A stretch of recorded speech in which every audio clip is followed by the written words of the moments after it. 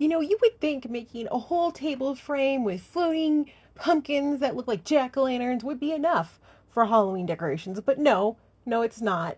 I'm me, and I needed a little bit extra, and I have been wanting to make a Haunted Mansion candelabra floating experience for so long, and I came across a few of these clearance candelabras at home, and now I have my floating candelabra experience for Halloween over my dining room table. It makes a great statement piece. It is so cool. And all we did was add some hanging candelabras and some LED candles using fishing line to our frame that we made. I'll have a video linked down below and in the captions so you guys know how to make the frame. But literally, how easy is this?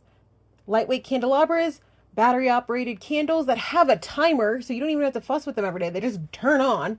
And fishing line. That's it. We had the table frame made already from a few weeks ago when we put this pumpkin installation in. And now we took our Halloween spooktacular fabulousness to the next level.